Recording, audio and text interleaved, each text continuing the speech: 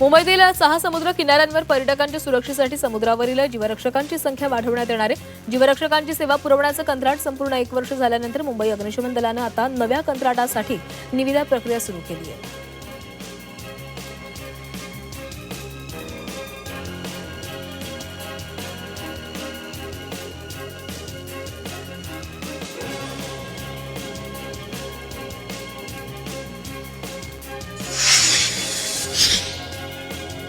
म्हाडातर्फे जाहीर 2640 सदनिकांच्या सोडतीसाठी आजतागायत 84,782 अर्ज प्राप्त झालेले, त्यापैकी 59,000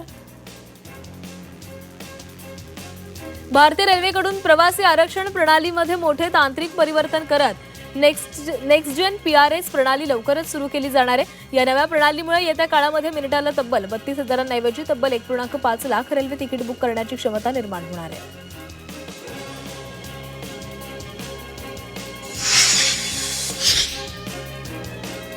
अभ्यासक्रम बदलल्यानं पहिली ते तिसरी इयत्तेची पाठ्यपुस्तकं अजूनही बाजारामध्ये उपलब्ध झालेली नाहीत। साधारणपणे पुढील 8 ते 10 दिवसांनी पहिली ते तिसरी इयत्तेची पाठ्यपुस्तकं बाजारामध्ये दाखल होतील असं पुस्तक विक्रेत्यांनी सांगितलेलं आहे। त्यामुळे विद्यार्थ्यांना अजून काही दिवस प्रतीक्षा करावी लागणार आहे।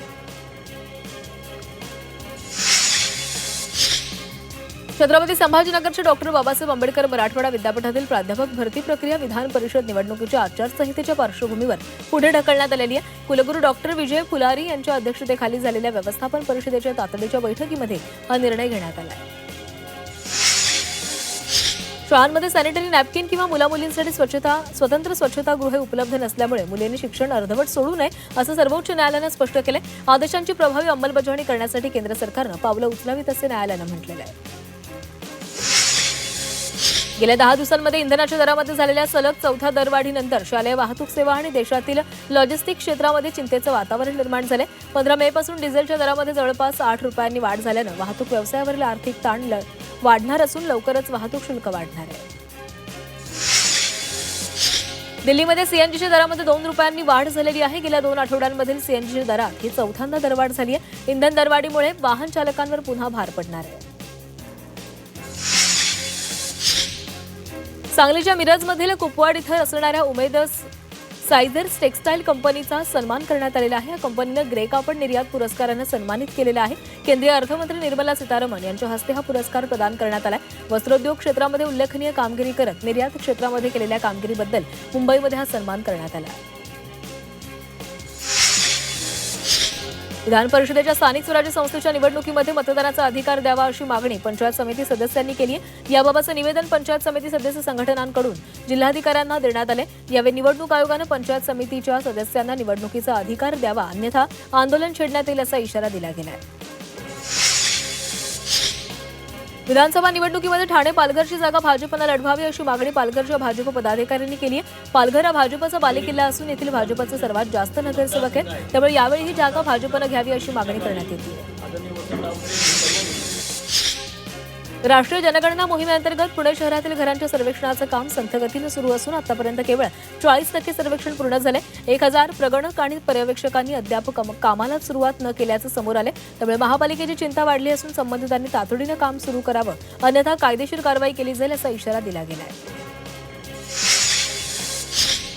छत्रपती संभाजीनगर महानगरपालिका मुख्यालय आणि झोन कार्यालयांमध्ये गेल्या अनेक वर्षांपासून एकाच जागी ठाण मांडून बसलेल्या कर्मचाऱ्यांची मक्तेदारी आता संपुष्टात येणार आहे। पालिकेच्या कारभारामध्ये पारदर्शकता, सुसूत्रता आणण्यासाठी आणि कामाला गती देण्यासाठी या कर्मचाऱ्यांच्या तातडीनं अंतर्गत बदल्या केल्या जाणार आहेत। अकोला महापालिकेच्या स्थायी समिती सभेमध्ये शहरातील तब्बल 2,500 स्ट्रीट लाईट चोरीचा मुद्दा चांगलाच गाजलाय। शहरातील स्ट्रीट लाईट व्यवस्थेवरून विरोधकांनी सत्ताधारी आणि अधिकाऱ्यांना धारेवर धरत गंभीर आरोप केलेले आहेत। शहरामध्ये 40,000 स्ट्रीट लाईट दाखवा आणि 1 लाख रुपयांचं बक्षीस घेऊन जा असं खुलं आव्हानही विरोधकांनी सभागृहामध्ये दिले।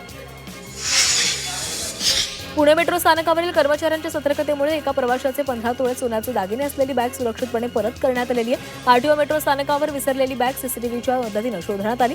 मेट्रो प्रशासनाचा प्रामाणिकपणा आणि तत्परतेचं प्रवाशांनी कौतुक केलं।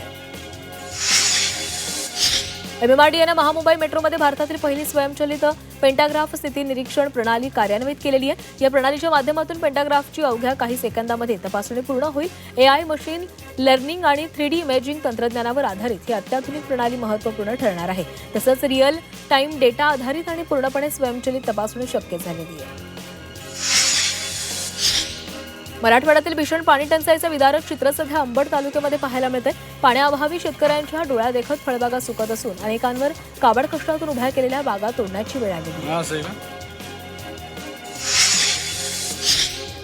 वाशिम कृषी उत्पन्न बाजार समितीमध्ये काळ्या हळदीनं भावाचा उच्चांक गाठल्यानं शेतकरी समाधानी आहे।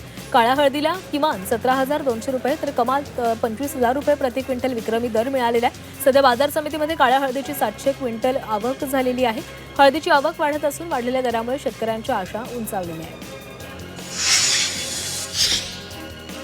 केंद्र सरकारकडून खत वितरणासाठी एका ॲपची निर्मिती करण्यात आलेली आहे। खत टंचाईच्या पार्श्वभूमीवर या ॲपची निर्मिती करण्यात आलेली आहे। देशातील सर्व राज्यांमधील प्रत्येकी 2 जिल्ह्यांमध्ये या ॲपद्वारे वितरणाची प्रायोगिक तत्वावर चाचणी सुरू होणार आहे। महाराष्ट्रात कोल्हापूर आणि संभाजीनगरमध्ये 29 मे पासून आठवडाभर चाचणी केली जाईल। सुरतच्या बेगमवाडी तिरुपती मार्केट परिसरामध्ये पार्किंग झोनमध्ये एका मुलावर मोकाट कुत्र्यांनी हल्ला केला। स्थानिकांनी घटनास्थळी धाव घेत मुलाची सुटका केली आहे। जखमी मुलाला तातडीनं वैद्यकीय उपचारांसाठी रुग्णालयामध्ये दाखल करण्यात आले। मुंबईच्या आक्सा चौपाटीवर तरुणाचा बुडून दुर्दैवी मृत्यू झाल्याची घटना घडलेली आहे। पाण्याचा अंदाज न आल्यानं तरुणाचा पाण्यामध्ये बुडून मृत्यू झाल्याची माहिती आहे।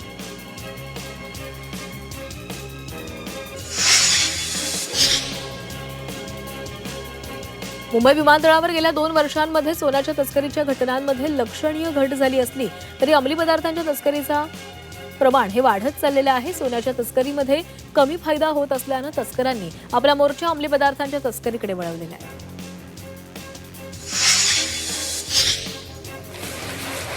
पश्चिम रेल्वेनं गोरेगाव आणि मालाड स्थानकादरम्यान रेल्वेच्या जागेवरील अतिक्रमण हटवण्यासाठी मोठी कारवाई हाती घेतलेली आहे। मुंबई उच्च न्यायालयाच्या आदेशानुसार सुरू असलेल्या या मोहिमेमध्ये अनेक बेकायदेशीर बांधकामं जमीनदोस्त करण्यात येत असून मोठ्या प्रमाणावर पोलीस बंदोबस्त तैनात करण्यात आला आहे।